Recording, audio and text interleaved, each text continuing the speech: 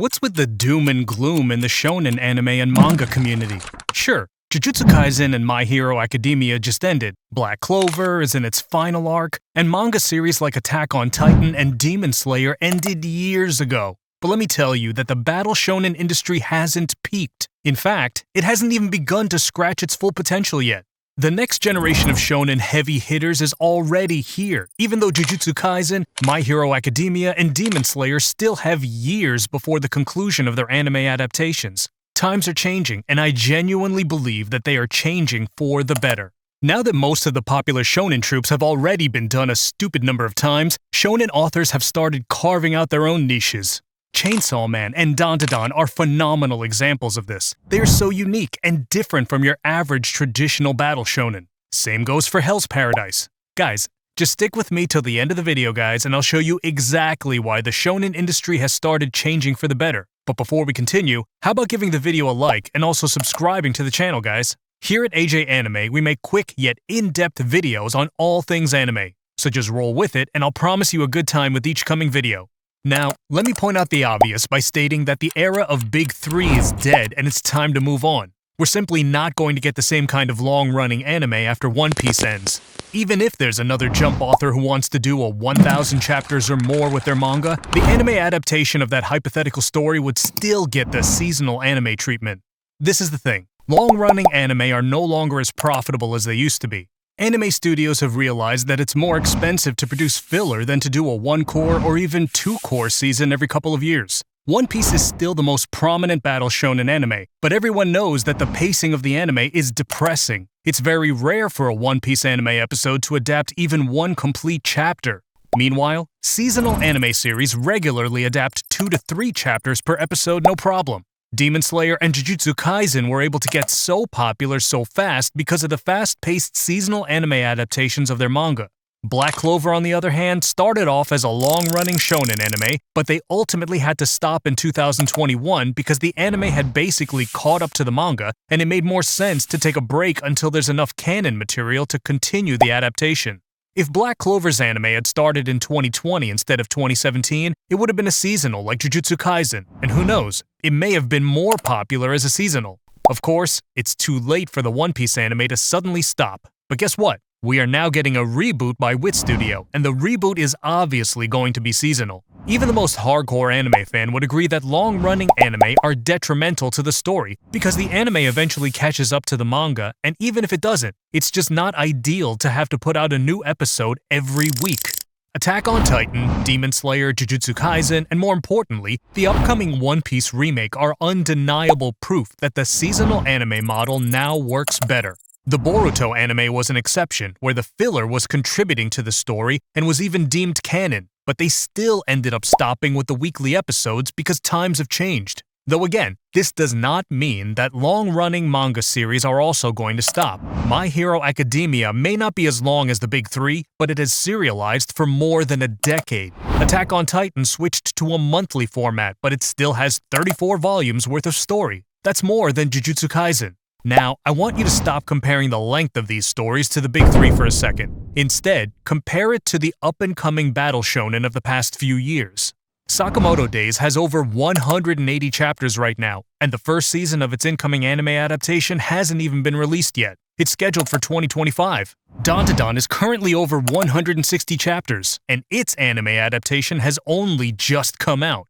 Guys, both of these are brilliant shonen that already have quite a lot of fans all over the world. Their anime adaptations are going to further explode their popularity. Sakamoto Days has fights so well choreographed, it's absurd. If TMS Entertainment, the studio adapting this manga, does a good job, we're going to get a battle shonen anime where the fights themselves would feel like a spiritual experience. This is not an overstatement. Just go and binge read the manga. You'll see exactly what I'm talking about. It's about a top 1 hitman who retires and starts a family, but his past never stops catching up to him.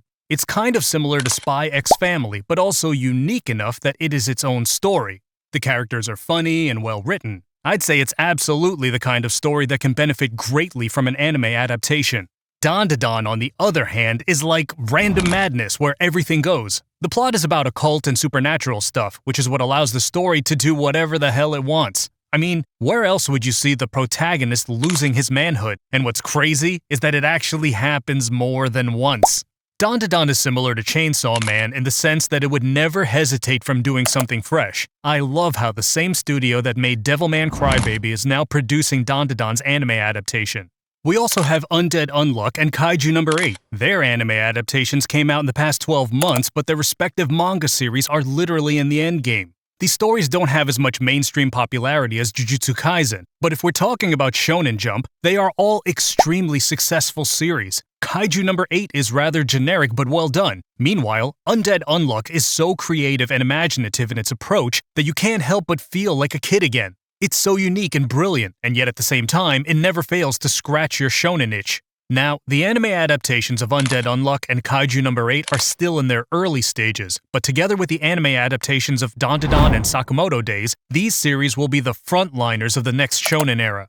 But here's where it gets interesting. This is going to happen before the anime adaptations of Jujutsu Kaisen, My Hero Academia, or even Demon Slayer ends. Imagine the next big thing happening before the Demon Slayer anime concludes. This is what I meant when I said that the times have changed. Now, multiple eras are ongoing at the same time. The era of the big three has ended? Of course, it has, because now it's simply unfair to reduce the shonen scene to just one era. One Piece was ongoing at the same time as the Boruto anime and Bleach's Thousand-Year Blood War arc. My Hero Academia and Attack on Titan were also ongoing at the same time. Same goes for Demon Slayer and Jujutsu Kaisen and Black Clover and Chainsaw Man and the manga series of Sakamoto Days, Dandadan, Undead Unluck, or even Kaiju Number 8. What do you even call it when the previous era, the current era, and the future era are all putting out content at the same time? I guess this is what Sukuna felt when he was hit by Gojo's Unlimited Void, huh? And let's not forget that Kagurabachi's anime adaptation may also happen before we get Jujutsu Kaisen's anime ending. Yes, the very same manga that broke the internet exactly 1 year ago.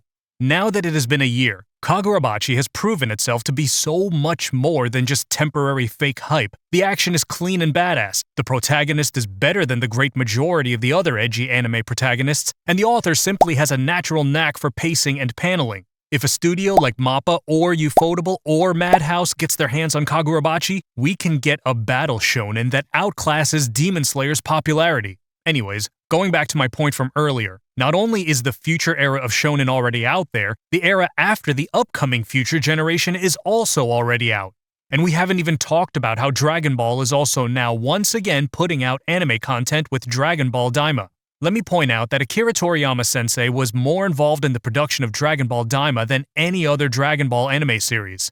Dragon Ball Daima is as canon as it could have been. Yes, this is simply surreal to talk about. In the next couple of years, we may end up in a situation where Dragon Ball, One Piece, Jujutsu Kaisen, Sakamoto Days, and Kagurabachi are putting out anime content at the same time. That's 5 anime eras injecting you with their episodes at once.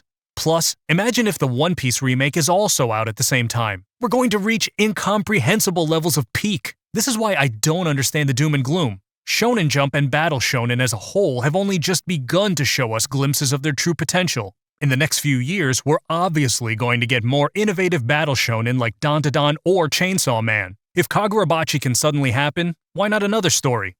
Anime and manga as a medium has never been more popular. Demon Slayer and Jujutsu Kaisen basically reached the same level of popularity as One Piece, and they did it with barely a fraction of as much story content as One Piece. Though I do admit that the nostalgia associated with long-running shonen may eventually die out, but considering the rise of long-running webtoons such as Tower of God, I'm sure that someone will ultimately pick up the pen and surprise the world with something extensive enough to rival or even surpass One Piece. I think it was Gol D. Roger himself who said it best. Endless imagination, the heart of the era, and the dreams of the artists. As long as creators continue to imagine and inspire, the world will never cease to be amazed by their stories. Right now, Sakamoto Days and Dandadan are soon going to take the stage. Kaiju Number 8 and Undead Unluck have already taken the stage, while Kagurabachi will ultimately follow suit. Of course, there's also other kinds of brilliant shonen stories like Frieren Beyond Journey's End that have taken the anime community like a storm. Seriously, Frieren isn't a battle shonen, but it has been publishing its chapters in a shonen magazine called Shonen Sunday. It's as much a shonen as Attack on Titan. And its anime adaptation has surpassed even Full Metal Alchemist Brotherhood on popular anime databases like MyAnimeList. That is concrete proof that the anime of tomorrow can most definitely surpass the anime of today and the anime of yesterday. With that said, I'm sure you guys have a lot to add to this, so let's continue the conversation in the comments section down below. What do you think about the current state of shonen anime and manga? What do you think of the future? Come on guys, let's talk about it. Of course, also subscribe to our channel AJAnime and hit the bell icon so that you're the first to know whenever I cook up something new and exciting. Well then, I'd say, until next time guys.